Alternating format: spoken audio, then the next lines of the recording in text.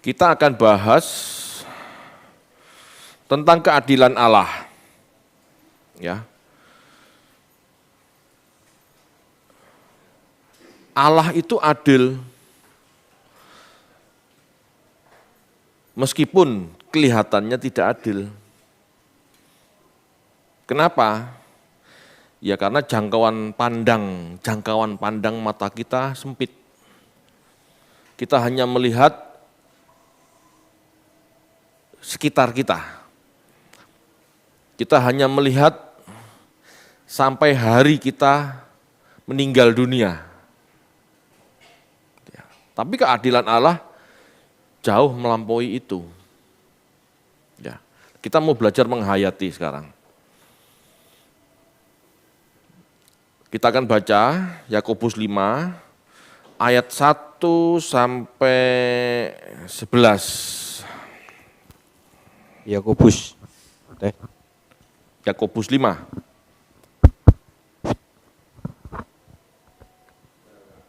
Yuk.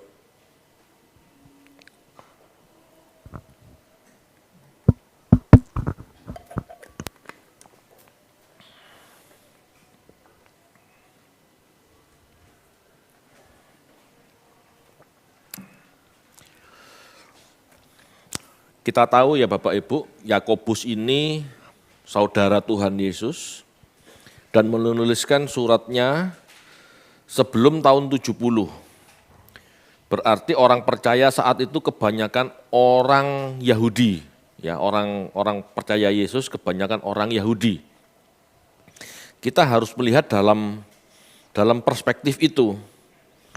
Ya, memang ada sudah orang non Yahudi yang percaya Yesus, tapi kebanyakan masih Yahudi. Tes. Ya, silakan Pak Handawa.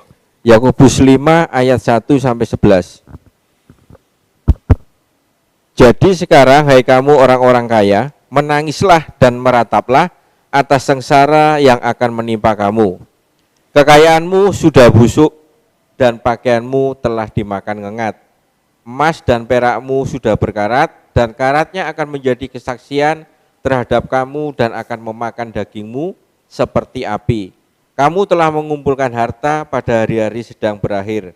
Sesungguhnya telah terdengar teriakan besar, karena upah yang kamu tahan dari buruh yang telah menuai hasil ladangmu dan telah sampai ke telinga Tuhan semesta alam, keluhan mereka yang menyabit panenmu. Dalam kemewahan kamu telah hidup dan berfoya-foya di bumi, kamu telah memuaskan hatimu sama seperti pada hari penyembelian. Kamu telah menghukum, bahkan membunuh orang yang benar, dan ia tidak dapat melawan kamu. Karena itu saudara-saudara, bersabarlah sampai kepada kedatangan Tuhan. Sesungguhnya petani menantikan hasil yang berharga dari tanahnya, dan ia sabar sampai telah turun hujan, musim gugur dan hujan musim semi. Kamu juga harus bersabar dan harus meneguhkan hatimu, karena kedatangan Tuhan sudah dekat. Saudara-saudara, janganlah kamu bersungut-sungut dan saling mempersalahkan, supaya kamu jangan dihukum. Sesungguhnya hakim telah berdiri di abang pintu. Saudara-saudara, turutilah teladan penderitaan dan kesabaran para nabi yang telah berbicara demi nama Tuhan. Sesungguhnya kami menyebut mereka berbahagia, yaitu mereka yang telah bertekun. Kamu telah mendengar tentang ketekunan Ayub, dan kamu telah tahu apa yang pada akhirnya disediakan Tuhan baginya, karena Tuhan Maha Penyayang dan penuh belas kasihan. Terima kasih. Bapak Ibu, Yakobus sedang menegur orang-orang kaya. Bukan sekedar mengingatkan ya, menegur. Ini keras berarti. Dia menegur orang-orang kaya bahwa mereka akan segera meratap karena kekayaan yang mereka kumpulkan dan mereka andalkan akan musnah dan berakhir sia-sia. Ini menegur keras. Kenapa? Karena orang-orang kaya mengandalkan kekayaan mereka. Hidupnya jahat, menghiraukan kebenaran, menghiraukan hukum-hukum Allah, dan sewenang-wenang. Orang kaya yang dimaksud adalah orang-orang kaya yang tidak adil dan sewenang-wenang. Situasi kondisi saat itu kebanyakan orang kaya bersikap semena-mena dan umumnya bekerja sama dengan penjajah Roma.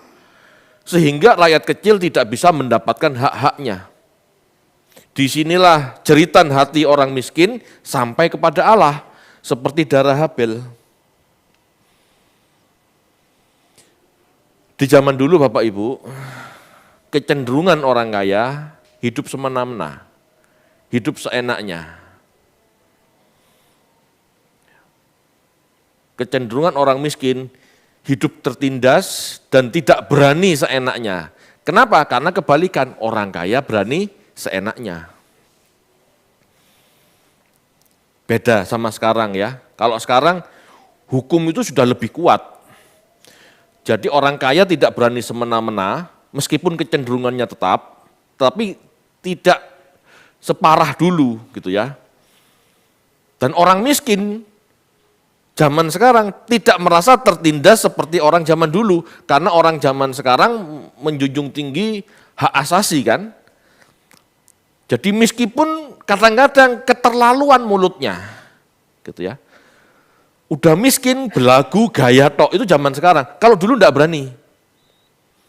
Kalau dulu ada orang miskin, belagu, berani ngomong, gaya tok, sama orang kaya pasti dipites. Paham maksudnya ya? Karena hukum belum sekuat sekarang. Apalagi orang-orang kaya ini hopingnya penguasa. Itu orang miskin yang di situ menjengkelkan. Tolong bro, ngomong sama perwira misalnya, selesaiin, siap bos, habis mereka, gak berani macam-macam. Nah kalau sekarang gak berani, apalagi ada medsos, paham ya? Ini harus kembali ke masa lalu. Kalau yang masalah sekarang, dua-duanya sama rusak sebetulnya, gitu loh. Bahkan orang miskin pun semena-mena, playing victim kan? Gitu. Merasa tertindas dia teriak gitu. Kecenderungannya yang kaya malah diperas. Zaman sekarang kelihatannya seperti itu. Kalau dulu tidak.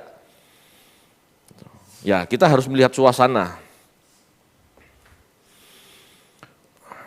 Sikap-sikap jahat orang kaya ini mengabaikan firman Tuhan seperti yang disebut Yakobus. 1, menahan upah buruh. Menahan upah karyawannya. Ya, ini teguran karena orang-orang kaya ini melalaikan firman Tuhan. Orang-orang kaya ini orang kaya Yahudi ya, yang sudah tahu firman Tuhan, bukan tidak tahu. Kalau itu orang kafir, gak percaya Tuhan, maklum. Tapi ini orang percaya Tuhan maksudnya.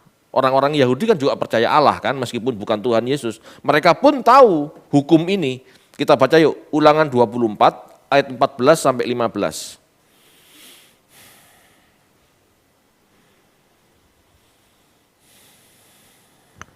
Ulangan 24 ayat 14 dan 15. Janganlah engkau memeras pekerja harian yang miskin dan menderita, baik ia saudaramu maupun orang asing yang ada di negerimu di dalam tempatmu. Pada hari itu juga haruslah engkau membayar upahnya sebelum matahari terbenam. Ia mengharapkannya karena ia orang miskin, supaya ia jangan berseru kepada Tuhan mengenai engkau, dan hal itu menjadi dosa bagimu. Ya, jadi orang zaman dulu itu buruh harian. Sebelum matahari terbenam, bayaran upahnya karena mereka butuh makan. Ini tolong direfleksikan sendiri ya di zaman sekarang. Bagi Anda yang mendengar pemberitaan firman ini sama sebetulnya. Kalau memang gaji atau upah karyawan Anda mingguan, ya tepatlah mingguan. Jangan diolor, jangan didobel. Gitu ya. Tak gabung minggu depan ya, berarti minggu depan ini dia nggak makan kan? Kalau gaji buruh kita tuh mingguan, ya bayarlah mingguan, jangan 2 mingguan, jangan 3 mingguan. Kecuali memang perjanjiannya Anda masuk, gajinya bulanan, ya bayarlah bulanan, juga jangan dimolor. Perhatikan mereka, itu hak mereka loh, bukan diakonia, hak mereka. supaya mereka ada makanan untuk hidup ke depan. Ya. Jadi posisi orang-orang kaya saat itu menahan upah sehingga orang kecil tidak bisa makan. Ini jahat. Jahat. Kalau itu terjadi sekarang pun jahat. Iya kan? Itu jahat.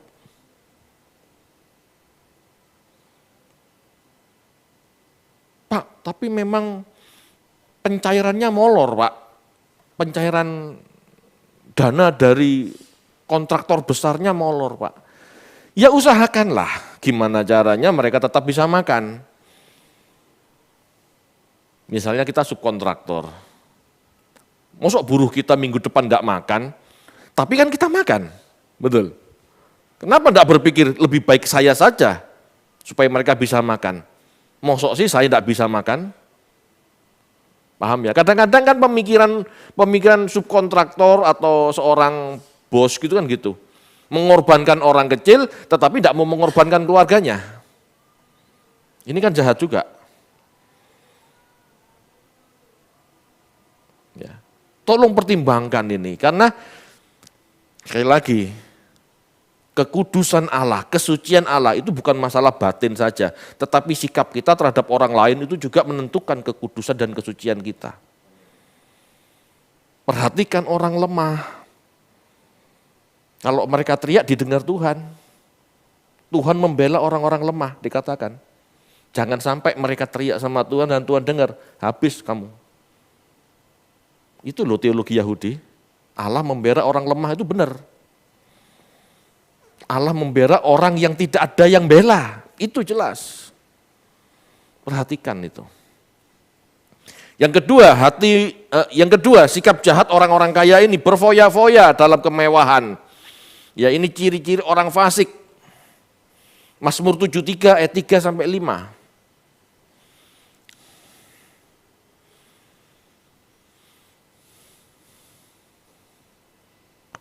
Mazmur 73 ayat 3 sampai 5. Sebab aku cemburu kepada pembual-pembual kalau aku melihat kemujuran orang-orang fasik. Sebab kesakitan tidak ada pada mereka, sehat dan gemuk tubuh mereka. Mereka tidak mengalami kesusahan manusia dan mereka tidak kena tulah seperti orang lain. Ya. Orang kaya di zaman itu suka berfoya-foya. Happy-happy hidupnya, senang-senang. Gitu ya. Hidupnya nikmat. Berbeda dengan orang benar yang kelihatannya seperti kena tulah. Kebalikan kan sama pola pikir Kristen saat ini. Pola pikir Kristen saat ini kalau kamu kaya raya itu tanda diberkati Tuhan. Padahal dulu kata Daud tidak seperti itu. Orang fasik, orang kaya hidupnya foya-foya. Orang hidup orang benar kelihatannya seperti kena tulah. Ini yang benar. Tetapi orang sekarang dianggap miskin itu banyak dosanya.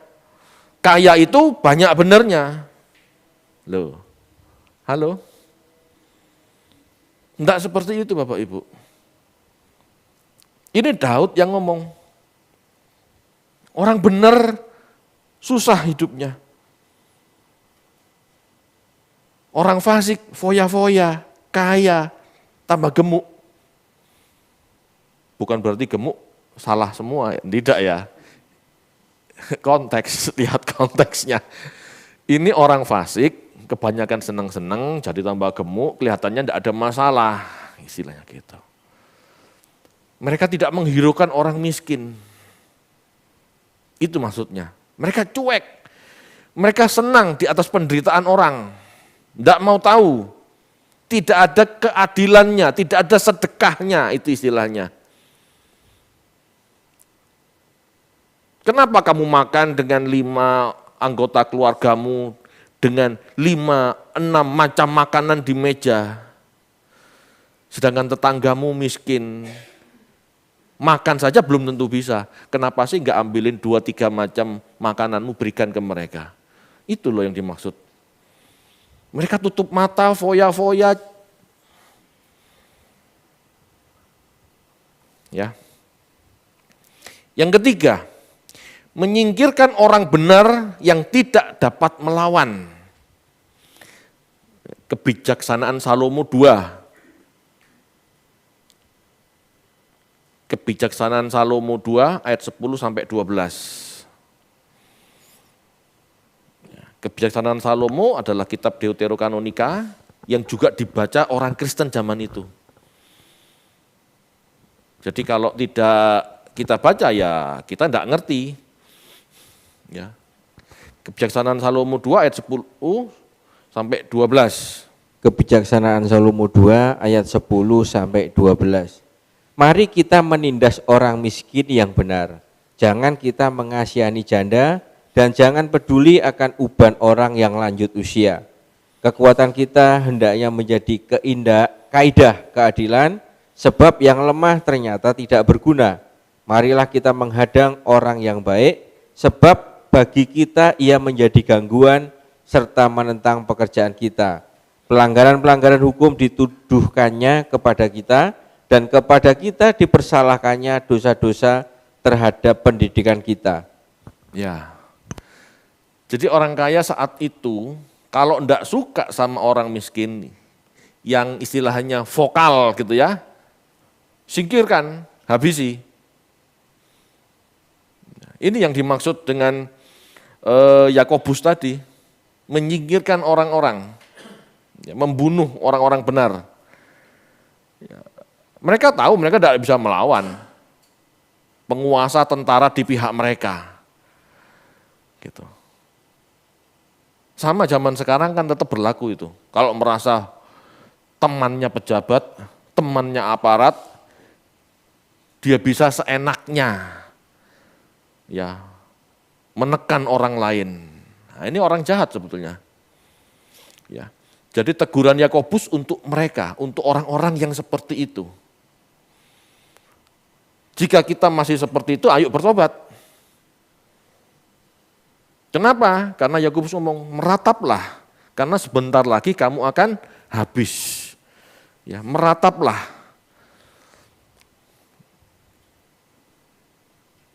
Mereka akan musnah, berakhir sia-sia.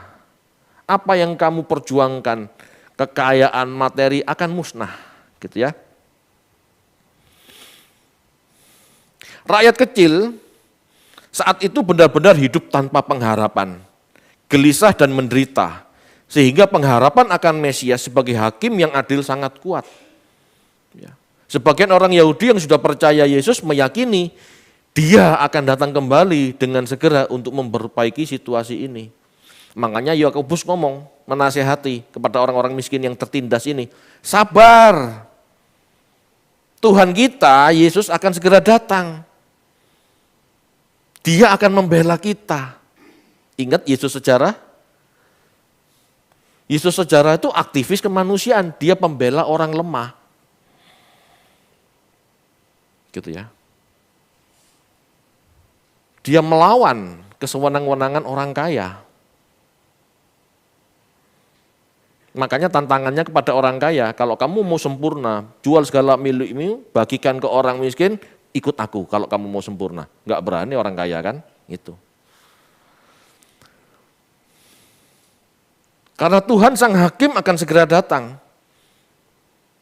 Kamu enggak perlu gelisah, apalagi nyalahkan orang, malah kamu nanti berbuat dosa. Yakobus ngomong gitu. Sabar, sabar.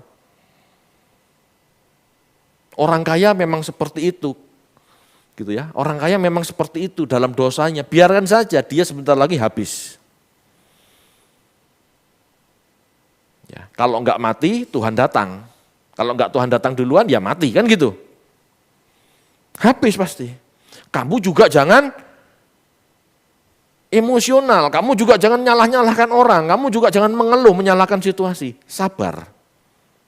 Tuhan akan bela kamu. Ini Yakobus mengatakan demikian.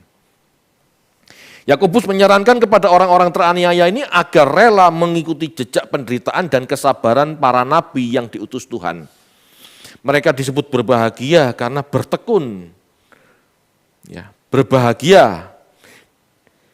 Berbahagia ini bisa disebut juga terberkati. Ya, berbahagialah kamu, gitu ya. Diberkatilah kamu. Sedangkan bertekun sama dengan kemampuan untuk bertahan dalam sebuah situasi dan kondisi yang sulit. Jadi Yakobus menyarankan kepada para orang-orang miskin yang gelisah ini, ya, ikutlah jejak para nabi. Mereka disebut berbahagia meskipun dalam kondisi bermasalah, dalam kondisi susah. Mereka disebut diberkati. Ayub yang habis-habisan itu diberkati, bukan kutuk loh, itu diberkati loh. Perhatikan di sini mulai. Ayub yang habis-habisan itu kehilangan materi, kehilangan anak, istri, itu diberkati. Berbahagialah itu diberkati maksudnya. Ayub posisi itu diberkati. Bertekunlah, bersabarlah. Jangan gelisah, gitu ya. Kamu lihat endingnya Ayub seperti apa? Ayub bingung kenapa hidupnya hancur. Ayub bingung kenapa materinya hilang, anak istrinya mati semua. Enggak ada alasan sebetulnya. Tetapi Ayub bertekun. Maka Ayub disebut berbahagia. Halo Bapak Ibu, jika Anda mengalami situasi sulit, Anda enggak ngerti salahku di mana, bertahanlah. Karena Anda sedang berbahagia sebetulnya. Jadi bahagia itu bukan perasaan happy. Berbahagia itu be blessed, berbahagia itu diberkati. Kok seperti itu Pak? Iya, kenyataannya begitu. Yakobus memberi contoh Ayub yang dalam ketekunannya mengalami penderitaan yang tidak jelas penyebabnya. Berujung pada pemulihan sebagai tanda keadilan Allah. Jadi pemulihan keluarga Ayub itu tanda keadilan. Tapi berkatnya di mana? Bukan itu loh, bukan materinya. Ayub tidak mempersalahkan Allah atau orang lain. Ya, Ayub tidak mempersalahkan Allah atau orang lain. Namun Ayub belajar menyikapi dengan benar. Ya, Ayub belajar menyikapi dengan benar. Dengan apa? Diam, belajar mengenal Allah. Bahkan teman-temannya mengatakan, tidak mungkin Allah membuat kamu seperti ini kalau tidak punya salah. Loh, aku memang tidak ada salah. Bingung aku salahnya apa gitu loh. Posisi yang sulit, banyak cemooh, banyak dipersalahkan bahkan oleh teman-temannya. Inilah posisi diberkati. Halo? Masih bingung? Berkat bagi Ayub sesungguhnya adalah dia mampu melihat Allah dalam situasi itu. Ayub mengenal sendiri kehendak Allah. Kita baca yuk, Ayub 42 ayat 5.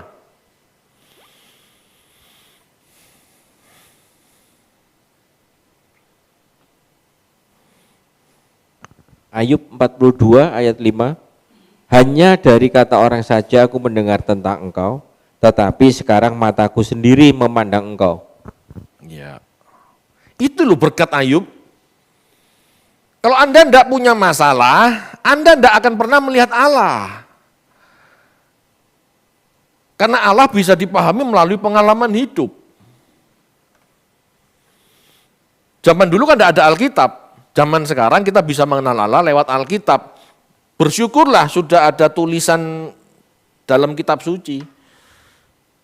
Tetapi tetap kita tidak akan pernah bisa menemukan pengenalan akan Allah yang benar kalau kita tidak mengalami. Saat itu Ayub kan belum ada Alkitab. Bahkan kitab Ayub sebelum ditulis bisa jadi kan. Jadi Ayub belajar, bukan dari kata orang tapi dari pengalaman hidupnya. Posisi sulit, dicemooh, dipersalahkan. Di situ Ayub melihat Allah, memahami Allah.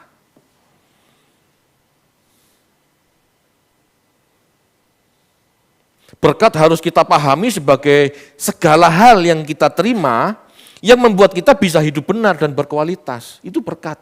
Berkat itu bukan materi. Kalau materi yang kita punya malah membuat kita jauh dari Tuhan, itu kutuk loh. Dulu saya tidak mengerti ini, saya mengejar kekayaan. Kok masih tidak kaya-kaya ya, padahal aku sudah berusaha hidup benar.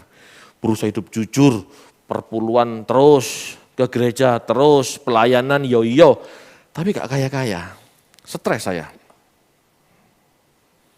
Tetapi setelah mengenal kebenaran, oh berkat itu berarti bukan kekayaannya. Tapi bagaimana Allah mengkondisikan kita supaya kita mengenal Allah dan hidup dalam kebenaran itu berkat. Jadi kalau dengan kekayaan yang Anda miliki membuat Anda jauh dari Tuhan, mengabaikan kebenaran, itu bukan berkat. Seperti orang-orang kaya yang hidup sembarangan mengabaikan hukum Tuhan, menindas orang miskin, apakah itu berkat? Bukan, mereka bakal musnah kok. Mereka bakal habis kok.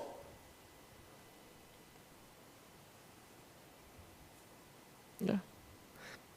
Ini kebenaran. Proses yang Ayub alami itu loh berkat. Yang banyak ditolak orang Kristen itu loh berkat sebetulnya.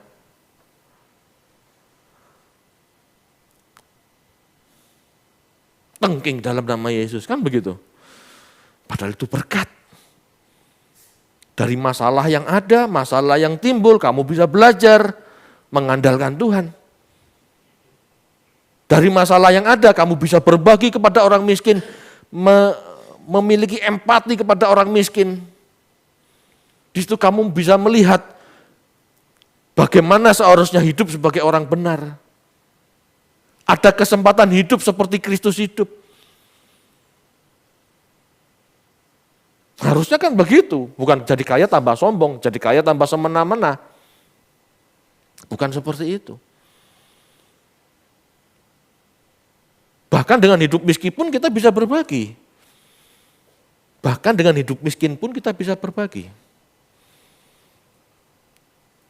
Dengan apa yang kita punya.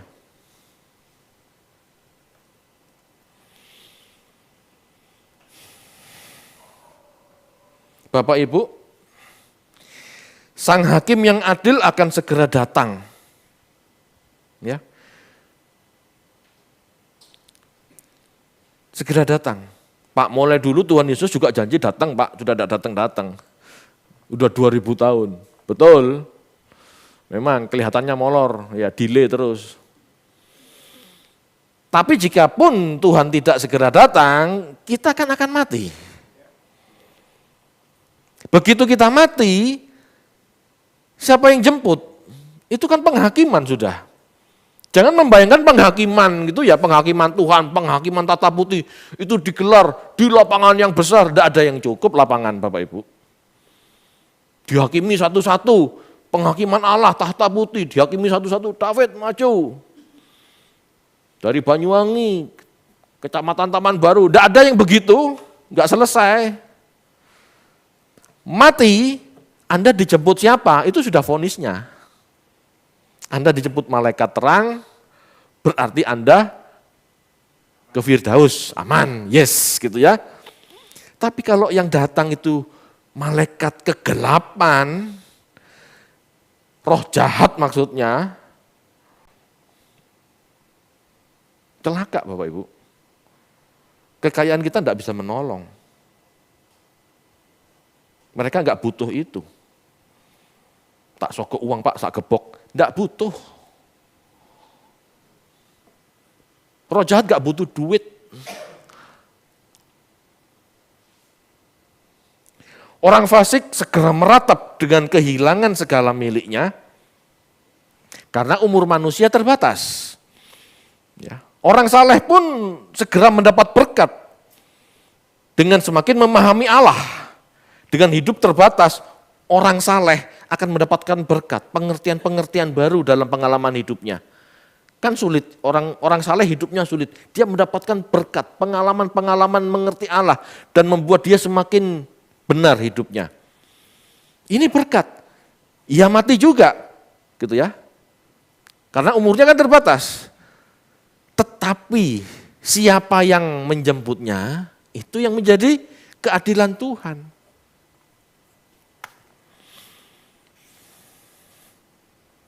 Ini kuburan. Orang hanya melihat, Bapak Ibu, sampai di sini. Orang tidak pernah melihat di sini. Orang berpikir, Bapak Ibu, tabur tuai ini di sini. Padahal enggak, tabur tuai ini di sini bisa tabur, di sini tuai. Orang Kristen cara pandangnya sempit.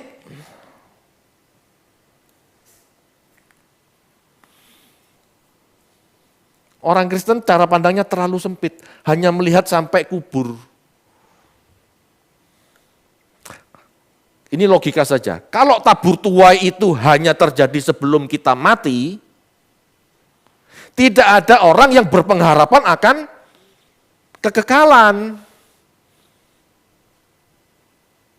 Saya ulangi, kalau tabur tuai itu hanya terjadi saat kita hidup di bumi ini saja sebelum kita mati, maka kekekalan tidak menarik.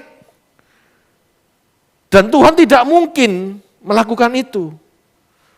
Karena kehidupan yang sebenarnya itu yang di balik kubur, bukan yang sebelum kubur. Jadi hukum tabur tuai jangan dibatasi saat kita hidup saja. Bahkan kebanyakan Bapak Ibu, bahkan kebanyakan orang benar tidak pernah menuai kebenarannya dalam hidup ini. Tidak pernah. Jarang orang benar menuai kebenarannya dalam hidup yang sekarang. Kok bisa gitu Pak? Sekarang saya tanya, 11 murid Yesus, saya tidak ngomong 12 ya, 11 murid Yesus itu orang benar semua. Amin ya, percaya ya. Gimana ending hidupnya? Ada yang diberkati, kaya raya, hidup enak, nyaman. 70 murid.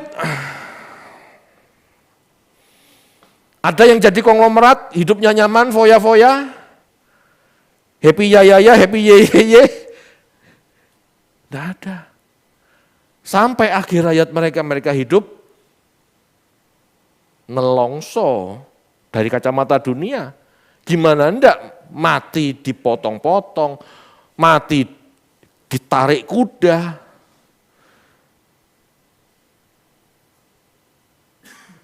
Kalau kita bisa melihat Bapak Ibu kondisi seperti ini, kita enggak akan stres jika dalam hidup ini, dalam melakukan kebenaran, kok kita enggak pulih-pulih ya, kok kita enggak diberkati ya. Kalau kita mengerti ini kita bisa plong. Kita akhirnya bisa bersabar dan bisa mengucap syukur. Dulu saya tidak mengerti ini, makanya saya ngomel terus.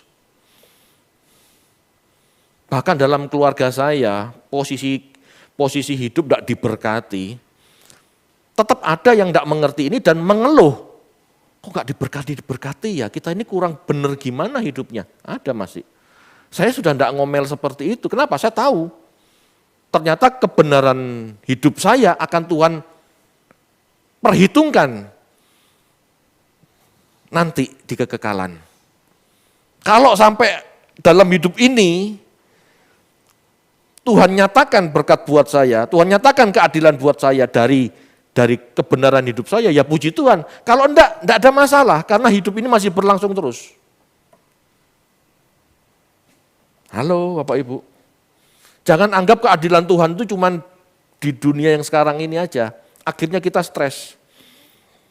Karena kebanyakan orang benar enggak jadi baik-baik saja di bumi ini. Anda lihat coba, dari 10 konglomerat Indonesia saja, ada yang anak Tuhan benar-benar hidup saleh? Enggak ada. 10 konglomerat dunia, Juga enggak ada. 100 dah coba, cari 100 konglomerat Indonesia yang benar-benar hidup saleh. Bahkan seorang konglomerat yang menggembar-gemborkan ya kekristenan. Merek-merek dagangnya pakai istilah-istilah Kristen, Anda tahu ya. Rumah sakitnya ini, itunya itu gitu ya. Gitu ya. Pakai istilah-istilah Kristen. Anda tahu cara mainnya? Kalau Anda tidak tahu, suatu saat kalau Anda butuh tahu silahkan ketemu saya. Saya punya buku putihnya, di mana caranya juga jahat sebetulnya. Jahat. Meskipun Kristen, jahat cara mainnya. Jangan terkecoh, itu Pak itu orang kaya Kristen loh Pak. Emangnya Kristen enggak jahat? Banyak yang ngaku-ngaku Kristen tapi jahat. Jangan terkecoh. Dan mereka memperolehnya kekayaan itu dengan cara-cara jahat.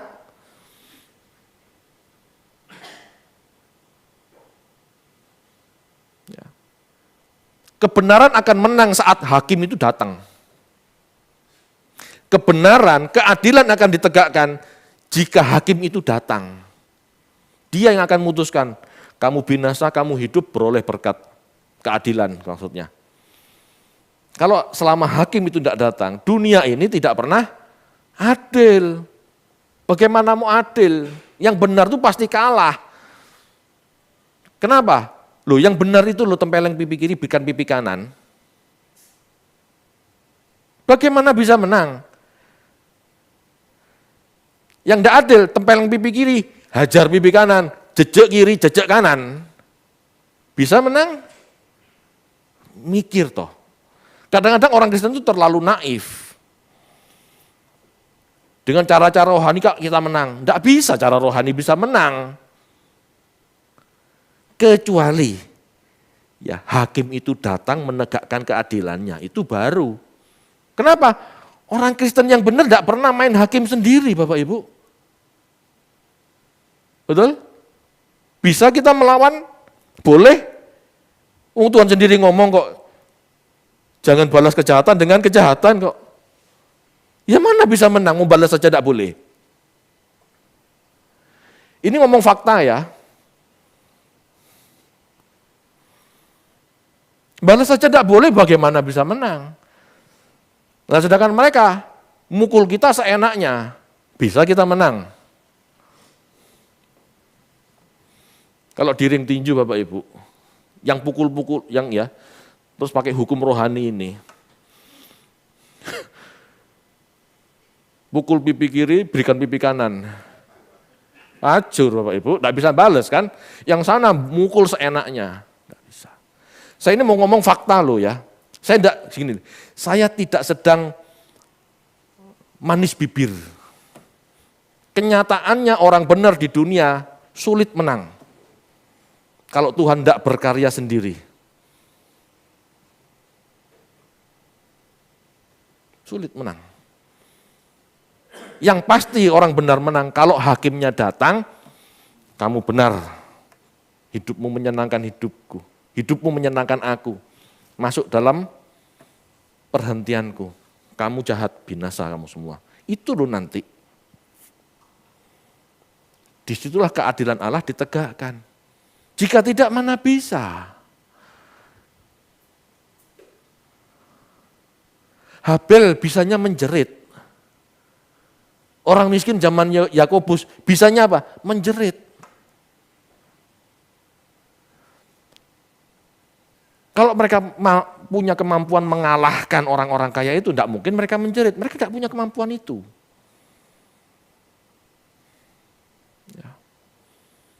Ya bersyukurlah kalau hukum sekarang lebih kuat gitu ya. Kita bisa mencari keadilan di pengadilan. Tidak apa-apa. Gitu ya. Tetapi seandainya pun di pengadilan dipersalahkan, dikalahkan, jangan stres. Jika di pengadilan pun kita dikalahkan, tidak adili, jangan stres. Masih ada penghakiman yang agung. penghakiman yang benar-benar benar. Di situ loh keadilan Allah akan ditegakkan.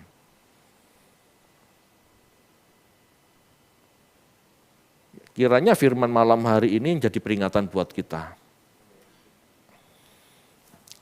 Ada penghakiman kekal. Jangan main hakim sendiri. Kedua, jika kita mengalami hal-hal buruk, ya, lihatlah itu sebagai berkat di mana kita bisa memahami Allah. Yang ketiga yang paling penting, jangan jadi orang kaya yang jahat.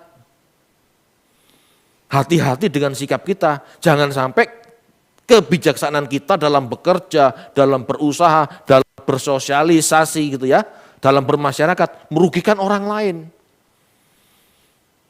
Ada Allah hakim yang adil, ada Tuhan Yesus yang akan datang menegakkan kebenaran.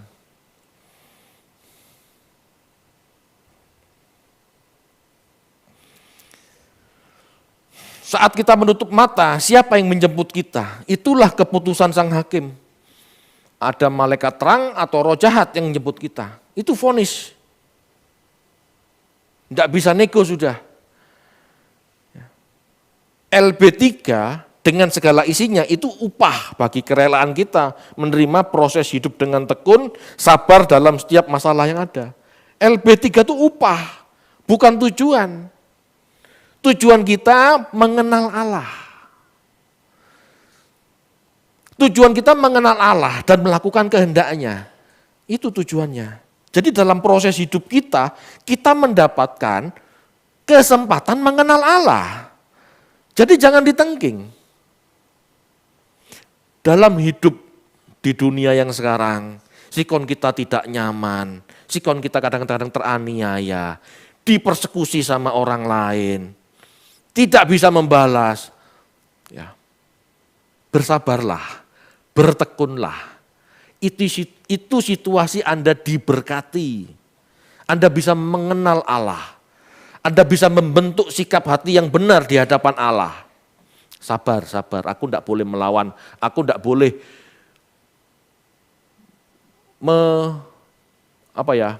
merebut haknya Tuhan sebagai hakim. Jangan main hakim sendiri. Itu loh. Allah ingin sikap-sikap kita itu seperti itu.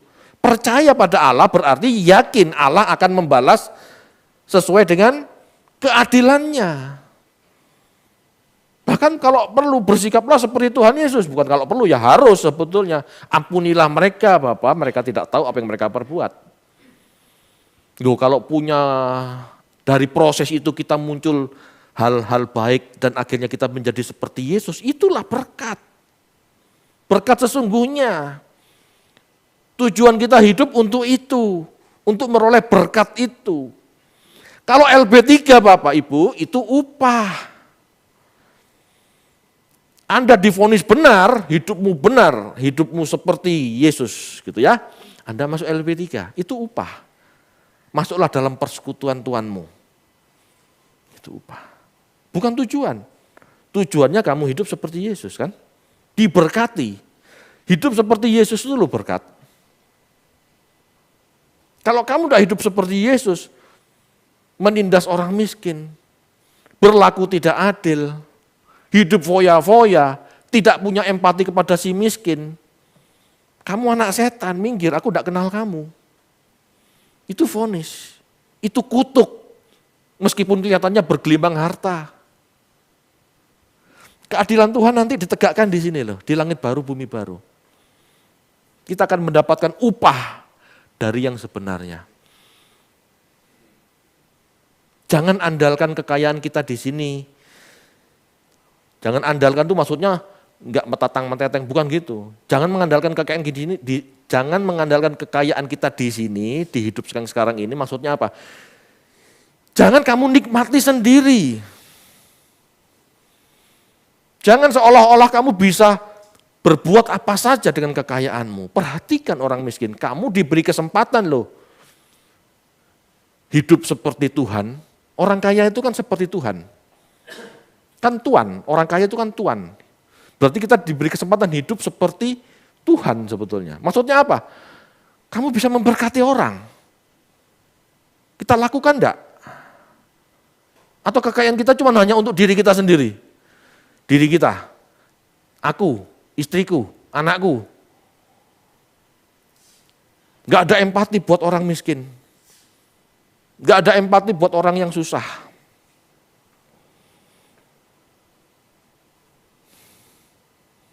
Yang lain resesi, kita resepsi, gitu kan? Orang gereja ngomongnya. Itu orang enggak kenal Tuhan sebetulnya. Kok muncul dari ucapan pendeta di gereja, kadang-kadang saya heran. Itu orang enggak punya empati.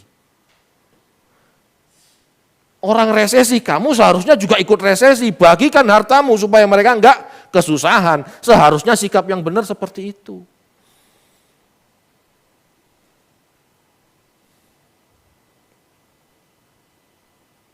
Kalau empati saja enggak punya, mau diterima di surga? Enggak mungkin. Ingat loh, Tuhan Yesus itu pembela kaum miskin, aktivis kemanusiaan. Kenyataannya begitu. Ini yang sering dilupakan.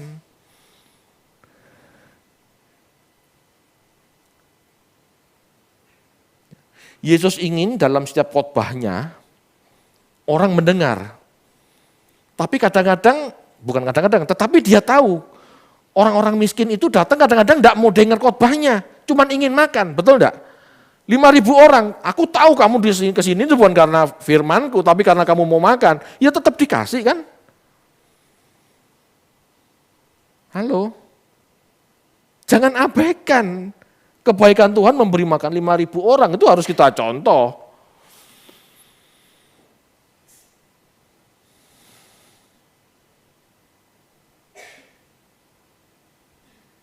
Gereja ini tidak mengajak Anda berbagi sembako. Kenapa? Karena seharusnya berbagi sembako itu keluar dari kantong Anda sendiri dan Anda lakukan sendiri di sekitar lingkungan Anda. Karena yang harus masuk surga itu Anda, bukan gereja ini. Gereja ini tidak akan masuk surga. Merek gereja ini, gedung gereja ini kan tertinggal di sini. Tapi Anda yang harus bertindak. Tidak perlu saya arahkan, Anda harus punya sikap ingin berbagi. Terserah bagaimana caranya, enggak harus besok bakti sosial, toko A atau kantor A, besok bakti sosial, enggak perlu seperti itu. Anda cari cara sendiri, bagaimana Anda membagikan kebaikan pada orang. Amin Bapak Ibu. Anda harus punya inisiatif sendiri. Jangan tunggu gereja opera-opera atau dibentuk panitia sembako gitu. Tidak perlu. Andalah yang harus jadi terang. Bukan lembaga ini, bukan organisasi ini. Meskipun organisasi ini juga tidak salah berbagi gitu loh.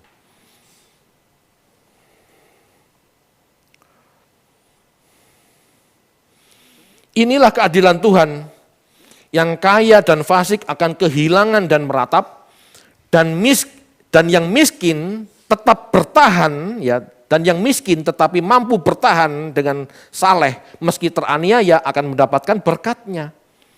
Keadilan pasti terjadi saat hakim itu datang.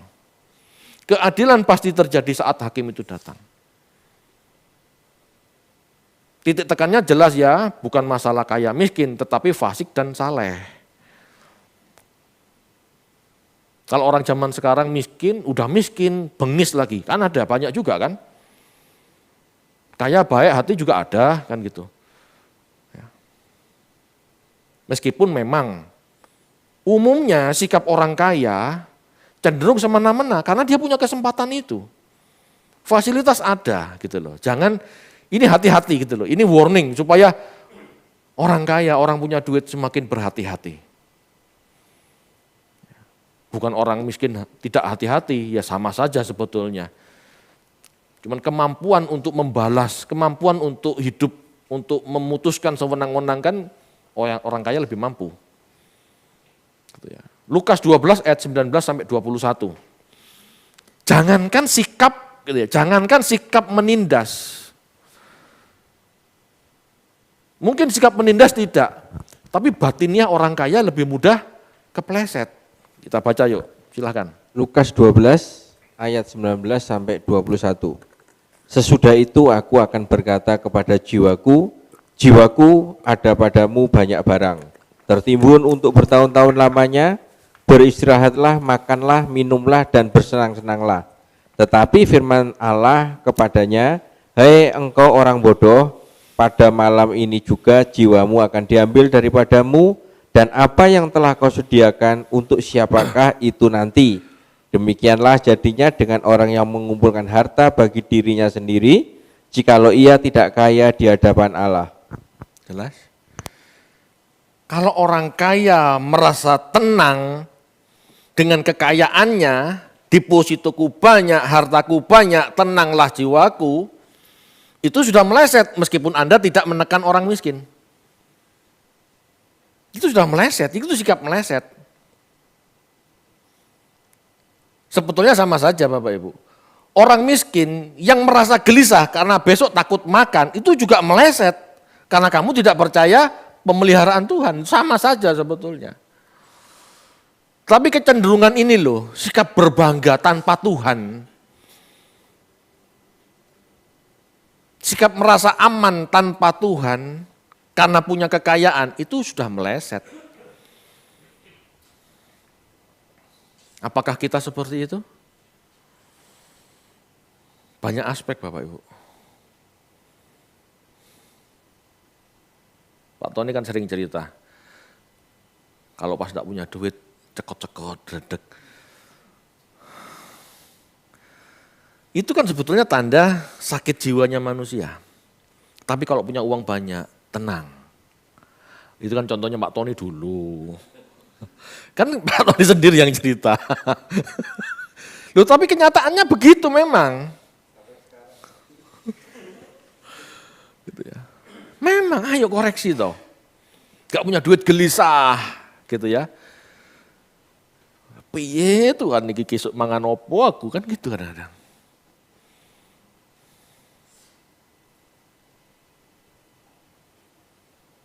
Ayo benahi sikap hati kita. Meskipun kita tidak salah dalam bersikap, batin kita sudah salah berpikir. Batin kita gelisah. Pak, tapi gelisah-gelisah sendiri Pak, saya tidak mau gelisah. Nah itu benahi. Berseru saja, Tuhan aku tidak mau gelisah, tapi ini gelisah. Jujur saja di hadapan Tuhan, itu loh doa yang benar.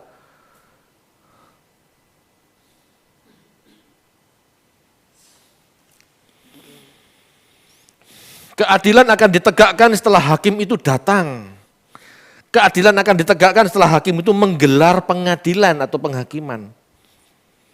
Hukum tabur tuai sekali lagi belum tentu terjadi di bumi ini sekarang. Jangan andalkan tabur tuai itu sekarang. Milikilah jangkauan panjang, jangkauan pandang yang panjang, melampaui kuburan, melalui kematian. Hukum tabur tuai itu bisa dan pasti gitu ya, bukan bisa, pasti akan digenapi oleh Allah. Bukan di dunia yang sekarang, tapi di dunia yang akan datang. Kalau hukum tabur tuai Tuhan itu hanya terjadi di masa kini, orang tidak berminat hidup di masa depan. Halo, pernah tidak berpikir seperti itu? Lihat saja, banyak gereja-gereja berpikir tabur tuai itu di bumi yang sekarang ini. Makanya mereka tidak kepingin hidup di masa depan. Mereka tidak kepingin hidup di kekekalan. Mereka mengabaikan hidup di kekekalan. Kenapa? Karena mereka berharap tabur tuainya di bumi.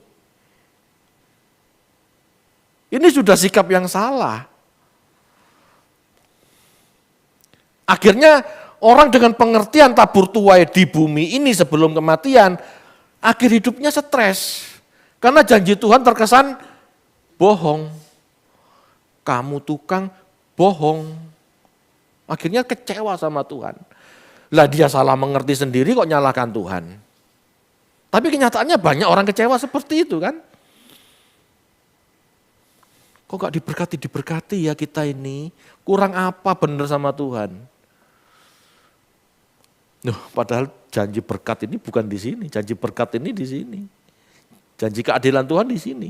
Di sini kita berkat itu berkat rohani supaya kita bisa mengerti cara mainnya Allah. Bayangkan kalau berkat semua ditumplek-blek sebelum kematian. Siapa orang yang mau ikut ke sorga?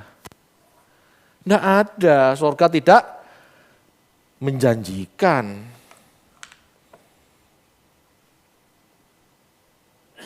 Makanya di Yesaya 65, di Wahyu 20:21 dikatakan LB3 itu tidak ada kesedihan.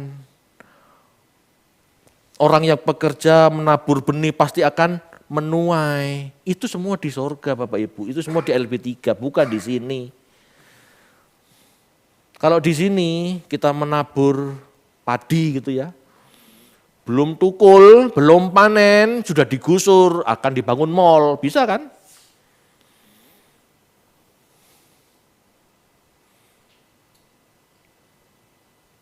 Beli tanah, menabung sulit-sulit gitu ya. Begitu beli keluar sertifikat, setahun 2 tahun kemudian dibangun mall, dibangun rumah perumahan. Kok bisa? Ternyata sertifikatnya double. Loh. Kan enggak adil kelihatannya. Kalau dituntut yang menang developer. Betul, banyak terjadi seperti sekarang. Sekarang ini banyak terjadi kayak gitu kan. Loh, tanahku kok sudah ada perumahan. Ternyata sertifikatnya double. Di LB3 tidak ada seperti itu. Anda baca Mazmur Yesaya 65, Wahyu 20 ayat 21. Orang bekerja pasti menuai. Kalau sekarang orang benar bekerja belum tentu menuai. Diapusio. Begitu ditipu. Gitu ya. Begitu ditipu mau minta keadilan. Hakimnya tidak adil. Polisinya cuek.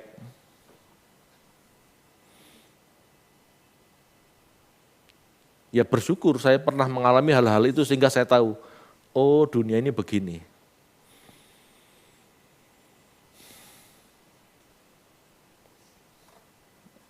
Keadilan Tuhan terjadi pada saat hakim itu datang. Tuhan Yesus sebagai hakim datang. Keadilan akan ditegakkan. Disitulah kita berharap. Jangan berharap yang di bumi. Anda harus secerdik-cerdiknya tanpa mengabaikan firman Tuhan untuk bertahan hidup di bumi yang sekarang. Karena enggak adil. Tetapi di dunia yang akan datang, Anda tulus-tulusan, Anda mendapatkan segala sesuatu sesuai yang firman Tuhan katakan. Orang tulus baru tenang gitu ya. Orang tulus baru tenang hatinya nanti di kekekalan. Kalau orang tulus di dunia yang sekarang, kebanyakan kepentung. Itu kenyataan. Tapi jangan sedih. Tetaplah tulus, meskipun tetap hati-hati. Karena kita tidak mau ya sampai kita kehilangan berkat kekalnya kan. Ini saya ngomong apa adanya. Setelah saya belajar firman Tuhan segini lama, ini loh yang benar. Saya melihat tidak ada keadilan di bumi ini. Ya. Mendingan memang sistem peradilan zaman dulu, zaman Yakobus dengan zaman sekarang memang sudah lebih baik. Tetapi bukan berarti ketidakadilan tidak ada, masih merajalela sebetulnya. Cuman lebih baik daripada dulu. Amin Bapak Ibu. Kita merindukan ya keadilan yang dari Allah sendiri. Jangan main hakim sendiri, kita tunggu Allah. Kita hidup sebenar-benarnya supaya kita gitu ya benar di hadapan sang hakim. Jangan sampai kita berhadapan dengan sang hakim, aku Kristen loh Tuhan. Iya tapi aku tidak kenal kamu, sikapmu tidak kayak orang Kristen. Nah itu gimana? Ya hati-hati. Kadang-kadang KTP Kristen, label Kristen, membuat kita seolah-olah sudah seperti Yesus padahal masih jauh. Itu harus hati-hatinya. Ya, disitulah kita harus hati-hati, jangan sampai kita ternyata hidup tidak seperti Yesus Tuhan kita. Aku tidak kenal kamu. Bukanlah orang yang berseru Tuhan yang masuk kerajaan sorga. Tapi yang melakukan, ayo melakukan. Jangan sampai hakim itu kecewa. Kamu cuma segini, aku tidak kenal kamu. Amin Bapak Ibu. Mari kita berdoa. Bapak, terima kasih